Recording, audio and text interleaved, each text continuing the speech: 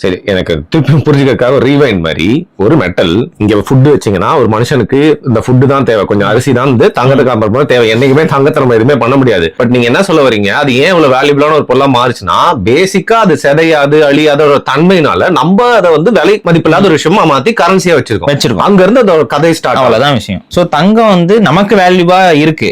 அது ஆனா நிறைய பேர் என்ன சொன்னாங்கன்னா உலக நாகரிகங்களிலேயே தங்கம் வந்து வேல்யூபிளான ஒரு மெட்டலா இருக்கணும். காரணம் என்ன, இனர்ட் மெட்டல்னு சொல்லுவாங்க. அது அவ்வளவு சீக்கிரம் எந்த பிரச்சனையும் வராம இருக்கும் அப்படிங்கிற ஒரு மெட்டல் தான் தங்கம். அது போக இன்னைக்கு வந்து நீங்க டெக்னாலஜி இதெல்லாம் டெவலப் பண்ண ஆரம்பிக்க தங்கத்துடைய தேவை வந்து இன்னும் அதிகரிச்சுக்கிட்டே தான் போகுது. டெக்னாலஜிலயும் வந்து பாத்தீங்கன்னா அதோட பங்கு வந்து அப்படியே தான் இருக்கு, மெயின்டைன் ஆகுது. அப்ப அது வந்து ஒரு தங்கம் வந்து ஒரு பியூரிட்டிக்கான ஒரு மெட்டல் அதோட தன்மையிலுமே பியூரிட்டி வந்து அதிகம் தான்.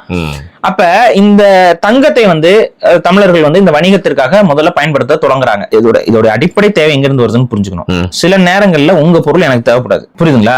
நான் என்ன பண்றது, அப்படி நான் எப்படி விற்கிறது, நான் எப்படி வாங்குறதுங்கிற அந்த ஒரு கான்செப்ட் இடிக்குது. அப்ப என்னன்னா இந்த பொருளையே கொடுத்து வாங்கிக்கிறதுங்கிறது வேண்டாம். அதுக்கு பதிலா பொருளுக்கு பதிலா ஒரு இதை கொடுத்து நம்ம வாங்கிக்கலாம், அதுக்கு நடுவுல ஒரு மீடியேட்டரா ஒண்ணு வச்சுக்குவோம் அப்படின்னு சொல்லிதான் அந்த தங்கத்தை கொண்டு வராங்க. எக்ஸ்சேஞ்ச் மெட்டீரியலா வச்சுக்கிறாங்க. சோ இதுதான் வந்து இந்த கரன்சிங்கிறதுக்கான அந்த முதல் படி. இப்படிதான் போகுதுங்க. இதுதான் பல வருஷமா உலகத்துல இருக்கு. இந்த இடத்துல என்ன ஆகுதுன்னா அப்புறம் அப்படியே கலாச்சாரம் வளருது, நாகரிகங்கள் வளருது, பண்பாடுகள் வளருது. இதெல்லாம் வளர மனிதர்களுடைய நாகரிகம் வளர அடுத்தடுத்த மெட்டலையும் கண்டுபிடிக்க ஆரம்பிக்கிறாங்க. தங்கம் மாதிரியே இருக்கக்கூடிய இல்ல தங்கத்தோட தன்மையில கொஞ்சம் கொஞ்சம் ஒத்து வரக்கூடிய மற்ற மெட்டல்ஸ், வெள்ளியா இருக்கட்டும், வந்து பிரான்ஸா இருக்கட்டும், காப்பரா இருக்கட்டும், அதுக்கப்புறம் இரும்பா இருக்கட்டும், இது எல்லாத்தையுமே கொஞ்சம் கொஞ்சமா கண்டுபிடிக்க ஆரம்பிக்கிறான். இப்படி கண்டுபிடிக்க ஆரம்பிக்கும் போது அவனுக்கு ஒரு விஷயம் வருது. இந்த தங்கத்தை வந்து நம்ம கொடுத்து எடுக்கும் போது சில நேரங்களில் தங்கம் தட்டுப்பாடாகுது, தங்கம் நம்ம எடுக்கிறதுல தட்டுப்பாடாது. சில பேர் என்ன பண்றாங்க, தங்கத்தை வாங்கி கொண்டு போய் பதுக்கிடுறானுங்க. அப்ப பணப்பழக்கம் வந்து பிளாக் ஆயிடுது. தங்கம் எல்லாருமே தங்கத்தை கொடுத்து வாங்குங்கும் போது பொருளோட வேல்யூவும் தங்கத்தோட வேல்யூ ரொம்ப பெருசா வித்தியாசம் இருக்கும் போது சின்ன சின்ன பொருட்களுக்கு தங்கத்தை கொடுத்து எப்படி வாங்குறது?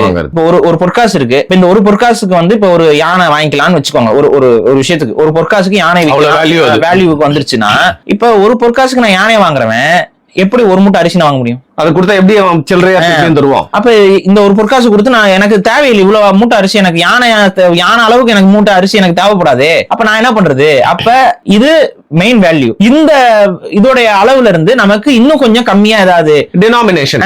அப்ப வந்து என்ன பண்றாங்க, அந்த காசுலயே சின்ன காசு பெரிய காசுன்னு இந்த மாதிரி காசுல இதெல்லாம் கொண்டு வராங்க. இந்த இதுலயும் தங்கத்தோட வேல்யூ அதிகமா இருக்கனால அப்படியே அடுத்தடுத்தமா வேற மெட்டல்ஸ் நம்ம பயன்படுத்தலாம். ஆனா வேற மெட்டலுக்கு தான் எந்த விதமான வேல்யூவும் கிடையாது. ஃபார் எக்ஸாம்பிள் காப்பர், பிரான்ஸ், இப்ப செப்புக்கு இதுக்கெல்லாம் வந்துட்டு செப்பு காசு எல்லாம் சொல்றோம்ல, இந்த செப்பு காசுக்கு வந்து இதுக்கு என்ன வேல்யூ இருக்கு? செப்புக்கு என்ன வேல்யூ இருக்கு பெருசா?